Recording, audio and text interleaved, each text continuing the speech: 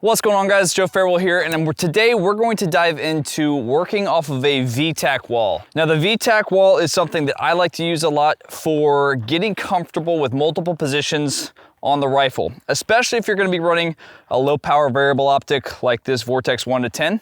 The VTAC wall pattern you can find online, download it, and use it to cut out two walls off of one sheet of plywood. But there's a lot of technique that goes into working this effectively, and I want to cover that with you guys today. So typically when I'm working a VTAC wall, I'm going to start back from it a little bit, and I'm going to work my way into that position, set up, make sure I've got a good shoulder mount and cheek weld, good sight picture, break my shot, and then my biggest focus is cutting the time between each position down by manipulating the rifle effectively. Now, I'm going to show you a couple techniques to do that, but first let's talk about just getting into that first port. So the top port is at a 45-degree angle, slanted off to the left or to the right, depending on how you have the wall facing. When we set up to get into this port, I want to go ahead and rotate my rifle off to the side. So as soon as I press this in, I can go ahead and get myself where I've got a clear view through the optic. If I do this vertically, obviously I can't see through the optic. I'm gonna have to roll that rifle, and we're adding extra steps into the process. So we're gonna go ahead and roll the rifle over. As a right-handed shooter, this is a very comfortable position for me because the optic's just rolling right over into my eye box. Now, as a lefty, it's gonna be a little bit more awkward because when we come into this, we're gonna have to roll over top of the optic and get in behind it. But play with it a little bit, see what works for you, and make sure we're still getting a good sight picture regardless of the position that you're using. So the first thing you can start off with is just testing how long it takes you to get set up into a position and take that initial shot. Now, right now we've got a full-size IPSC steel, very generous target set up at 50 yards. We're gonna go ahead and pop in and see how long it takes us to get set up, take an accurate shot on that target. Stand by.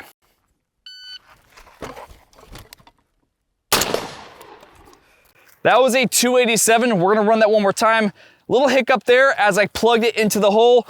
I caught the front of my rail, but we can clean that up just a little bit. Stand by.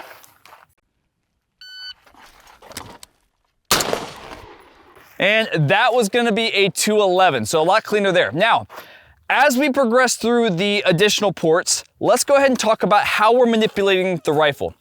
The one big thing that I see a lot of times is people keep the rifle shouldered. And as you move out of that port, our whole body is moving to go into the next position. The problem is that's not very efficient. So we really want to clean that up by simply manipulating the rifle. This rifle's 6-7 pounds. Me being 170 is a whole lot more to move than this rifle. So what we want to do is we're going to break this rifle over top of our shoulder, keeping my chest the same distance from the barricade all the time, through the entire manipulation. So my chest is this far away, I move the rifle, and I simply drop into the next position without having to move my body backwards and forwards. That's gonna make your times between positions, your split times, a whole lot faster by reducing the amount of actual movement that you're doing. So let's go ahead and work through these first 4 ports and see what that looks like moving this rifle efficiently. Stand by.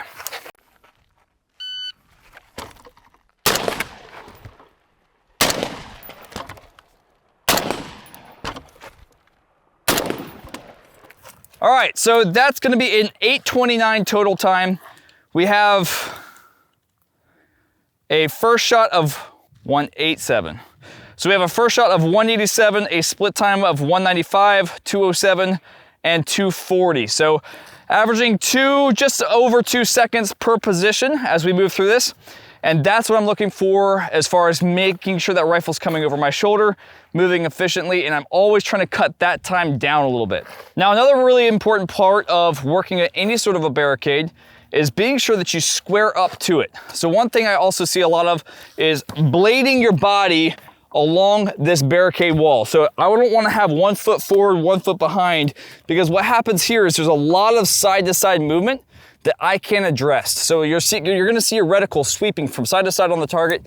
That's not gonna be ideal. So what we wanna do is we're gonna square up to this, keeping myself just over arm's length away so I can lean forward into it and have a good stance, a good base for recoil control, while also keeping my knees bent and leaning in while having this triangle position basically with my feet and the front of the rifle up against the barricade. This will give me a lot of strength, a lot of recoil control, and a lot of stability to take shots this one's easy, but taking shots way farther out, way more precise, this is gonna give you the stability to do that. All right, now we've talked through the first 4 ports, and those are the easy ones.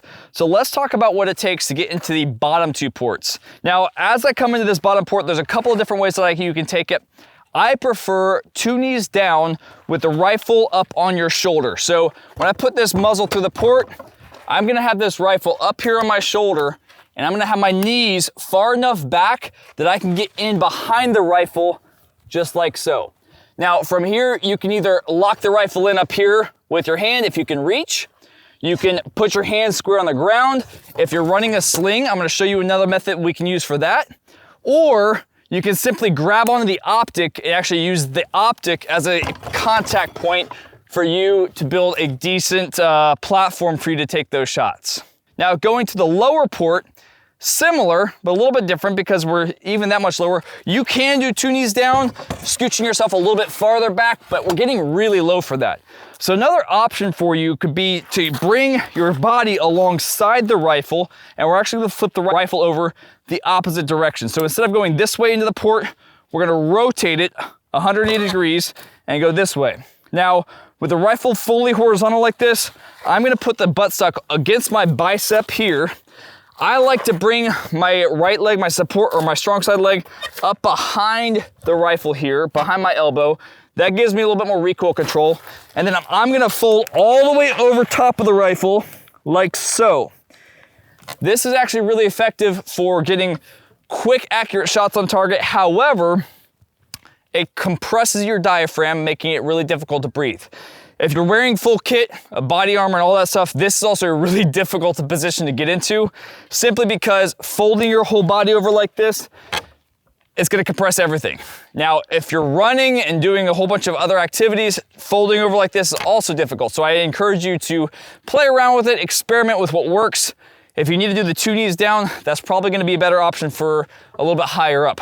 But this is another option for you. All right, so what I was mentioning about the sling is we can actually drop this in here, and I'll grab the sling and simply pull straight down on it. And that adds pressure up here into my shoulder, allows me to give myself a good point of contact for my left hand, and gets me behind this rifle like so. So let's go ahead, work through all 6 of these top ports and see what we can come up with. Stand by.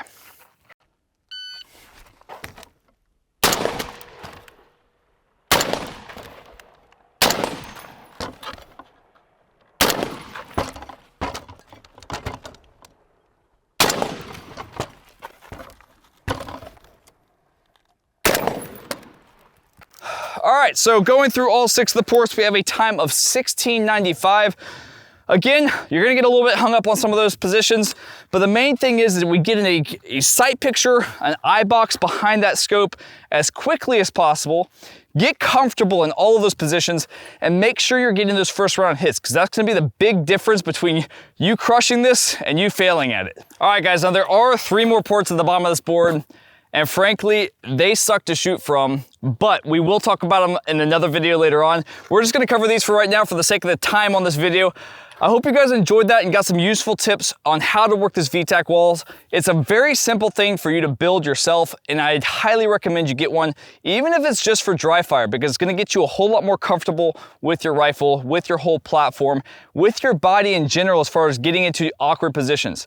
If you can get comfortable on all 9 holes of this VTAC wall, you're gonna be able to be comfortable in just about any position that you're in shooting a rifle. So I hope you guys enjoyed that, and we'll see you next time on Tactical Hyve.